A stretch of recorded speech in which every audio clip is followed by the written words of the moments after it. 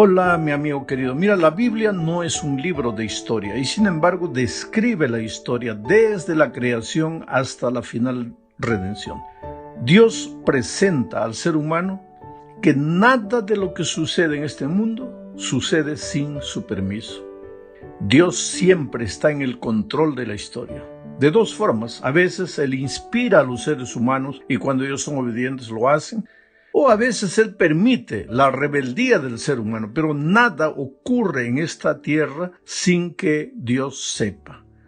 Por ejemplo, en estos días de coronavirus te hago una pregunta. ¿Dios sabía que este problema asolaría al mundo, sí o no? Claro que sí. Entonces, ¿por qué no hizo algo para prevenir el problema? Te responderé con un incidente histórico. Aquella noche en el mar de Galilea, cuando la tormenta asustó a los discípulos, pregunto, ¿Jesús sabía que la tormenta iba a llegar esa noche? ¿Sí o no? Claro que sí. Y entonces, ¿por qué les dijo, vamos al otro lado del lago? Bueno, Él podría haber evitado el problema, pero cuando Dios permite algo que no es edificador, algo que no es constructivo, cuando Dios permite que venga el dolor, como el dolor que estamos viviendo en estos días, es porque Él tiene algún plan, un plan de crecimiento para su pueblo. Bueno, empecemos entonces hablando del Dios de la historia. Hay mucha gente que no cree en la Biblia y que vive inventando argumentos para probar que la Biblia no dice la verdad. Este es el caso, por ejemplo, cuando hablamos de David, Salomón y la monarquía. Hay muchos críticos que creen que David no existió.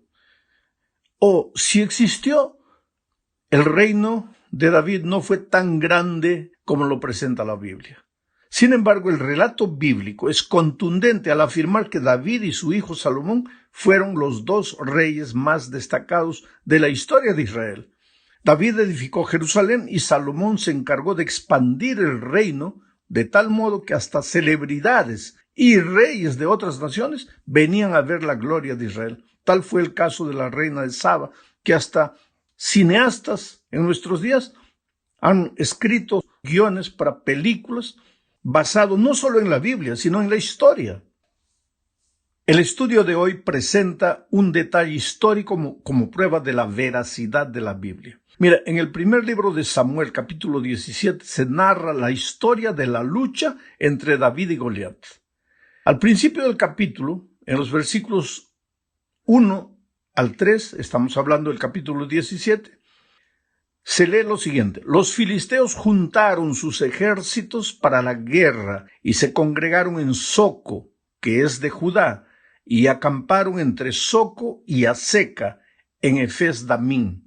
También Saúl y sus hombres de Israel se juntaron y acamparon en el valle de Elá y se pusieron en orden de batalla contra los filisteos, y los filisteos estaban sobre un monte a un lado e Israel estaba sobre otro monte al otro lado y el valle entre ellos. Mira la descripción del paisaje para ubicar la guerra o la lucha entre David y Goliat.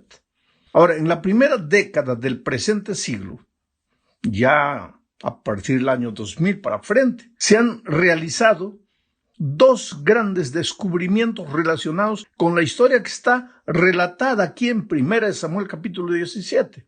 Los descubrimientos tuvieron lugar en la frontera filistea con Israel, en los emplazamientos de Kibbert Keiyafa. Kibbert Keiyafa está situada en la Alta Cefala, sobre una colina que bordea el valle de Elá, tal como la Biblia lo dice.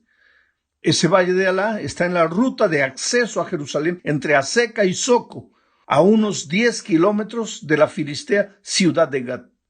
O sea, la Biblia narra así, porque ya lo leímos. Y hoy día los arqueólogos están probando que es así. Esta es la ubicación donde el relato bíblico sitúa el enfrentamiento de David y Goliat. Los arqueólogos Joseph Garfinkel y Sarganor iniciaron las excavaciones en Kibbutz Yafa en agosto del año 2007, hace poco tiempo relativamente. Y desde entonces han desenterrado una ciudad fortificada del tiempo del rey David. Esa ciudad tiene una muralla de 4 metros de ancho, tiene 2 muros paralelos unidos por muros transversales, formando compartimientos, con 2 puertas, por las que sus excavadores, entre otros datos, la identificaron como la ciudad de Saraín, que está mencionada en 1 Samuel 17:52, ya que este nombre significa en hebreo literalmente 2 puertas. O sea, los descubrimientos arqueológicos de nuestros días prueban lo que la Biblia decía.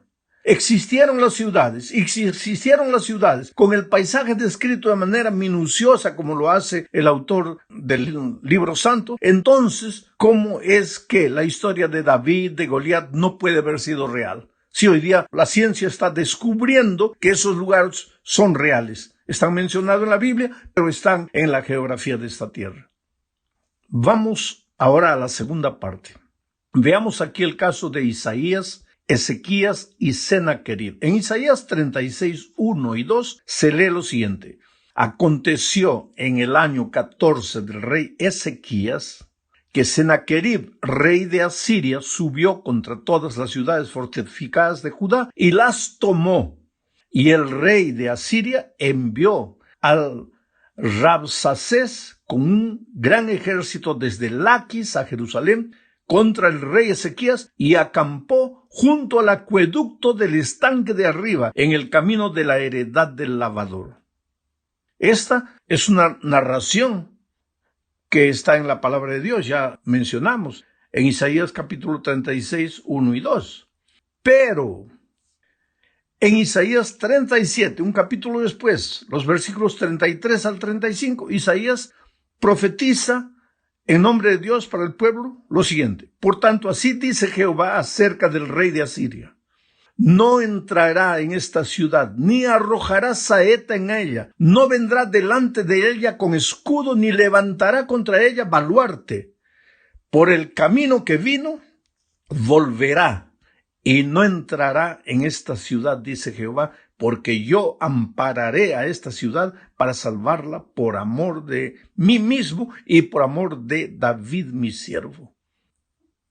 O sea, la profecía decía que Sennacherib iba a venir contra Jerusalén, que iba a conquistar muchas ciudades, inclusive Laquis, la ciudad de Laquis, pero que no entraría a la ciudad de Jerusalén. Y todo se cumplió.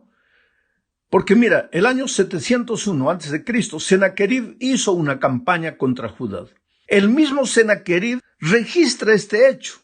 No es solo Isaías que lo registra, sino Sennacherib también. En sus análisis históricos descubiertos en la ciudad capital de Nínive, ahí Sennacherib en esos análisis históricos alardea lo siguiente. 46 de sus fuertes ciudades amuralladas e innumerables pueblos más pequeños y los alrededores sitié y conquisté. Él mismo escribe.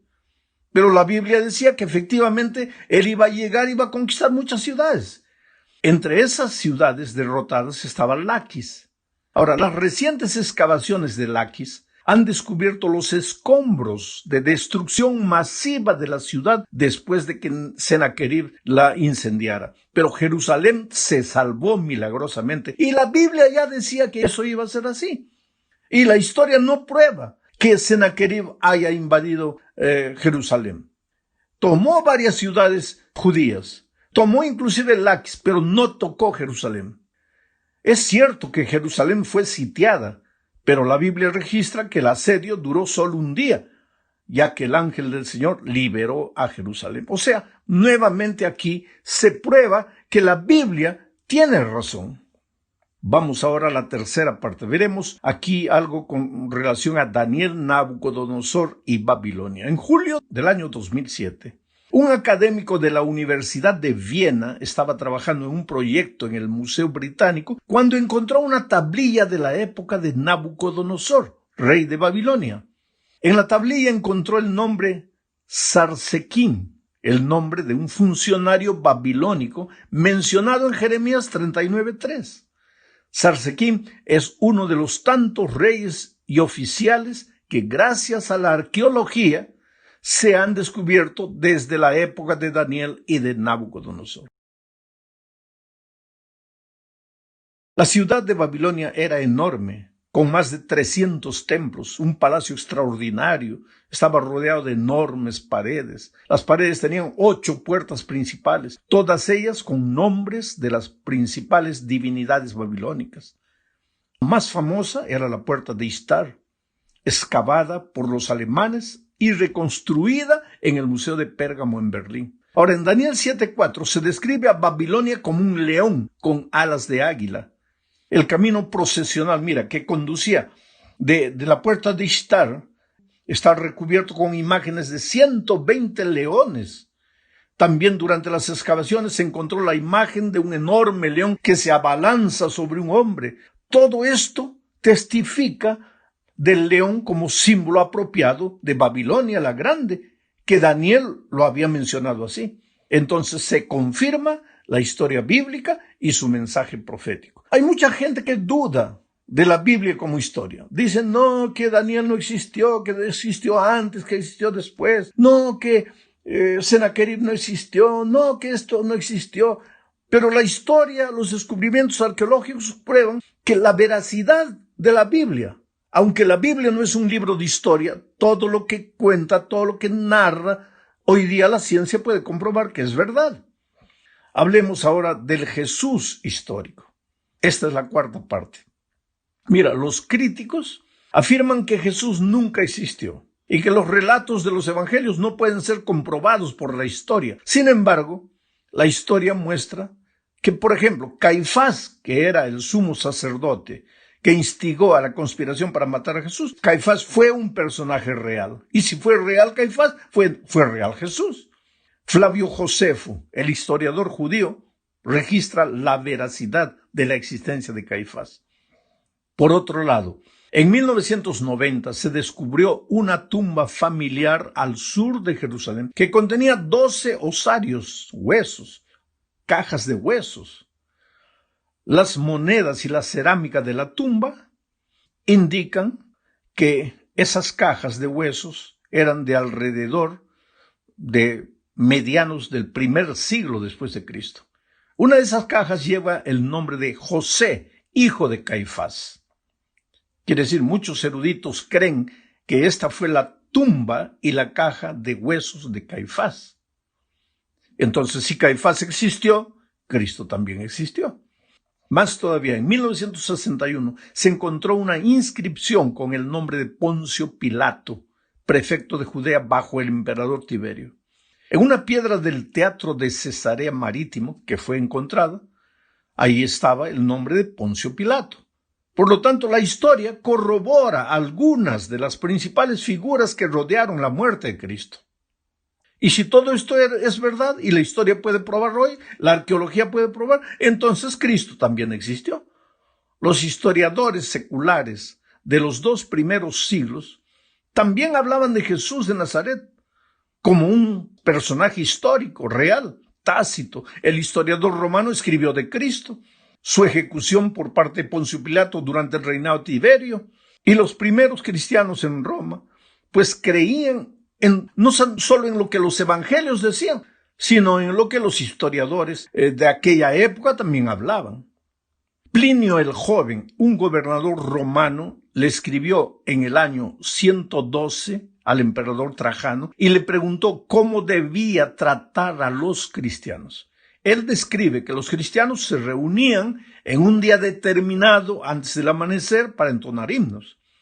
Estos descubrimientos arqueológicos, queridos, y fuentes históricas nos proporcionan un marco extrabíblico para probar que Jesús fue un ser real histórico, que era adorado en los primeros 50 años después de su muerte por los cristianos, que lo aceptaban como el Dios hecho hombre. Llegamos al fin de este estudio hablando de la fe. Mira, querido, aunque los descubrimientos arqueológicos prueban que las narraciones bíblicas son verdaderas, Aunque los escritores de los primeros siglos también confirman que las verdades bíblicas son así como son presentadas en la palabra de Dios, nosotros no creemos en la Biblia solo por eso. Nosotros fundamentamos nuestras convicciones en la fe. Enoc caminó con Dios sin verlo, sin tocarlo, sin agarrarlo, por la fe. Noé construyó un arca por la fe. Nunca había llovido hasta los tiempos de Noé. Por lo tanto, cuando Noé anunciaba lluvia, todo el mundo pensaba que estaba loco. ¿Cómo va a llover? Porque hasta ese tiempo la tierra se regaba con un vapor que salía de abajo.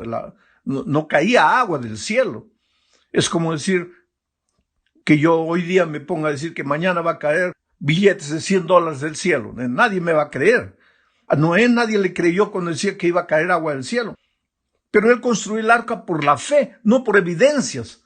No porque la arqueología dijo, no porque el profesor dijo, sino porque la palabra de Dios vino a él y le dijo, y él creyó en eso. Abraham, otro hombre de fe. ¿Por qué salió de su tierra? Por la fe, sin saber para dónde iba, creyendo en la palabra de Dios. ¿Qué mérito tiene creer en la palabra de Dios solo porque tus ojos han leído algo que te prueba que arqueológicamente esto es correcto? No, eso no es mérito ninguno. Mérito es creer porque conoces al Señor, porque sabes que Él no te mentiría, sabes que Él no te falla, y creer en su palabra porque su palabra lo dice así. Moisés, Rahab, hombres y mujeres de fe, creyeron en el Señor Jesucristo, creyeron en Dios, creyeron en su palabra. Ahora, querido, la fe no es simplemente creer en algo o en alguien. La fe es actuar en respuesta a eso que tú crees. Porque si tú dices que crees en algo, tienes que responder y responder con tus acciones. Por eso la fe es una fe que trabaja, que obra. Esto es lo que se cuenta como justicia. Son los actos de fe los que cambian la historia. Cada uno de estos actos depende de nuestra confianza en la palabra de Dios. Es por eso que aunque el panorama hoy parece sombrío, aunque humanamente no vemos luz, aunque todo parece irse cuesta abajo, nosotros tenemos que creer que al otro lado del lago brilla el sol. Y tenemos que ir por la fe con Cristo, sin miedo, sin temor. Esta lección trató de mostrarnos, de probarnos que descubrimientos arqueológicos hoy prueban la veracidad de algunos relatos bíblicos.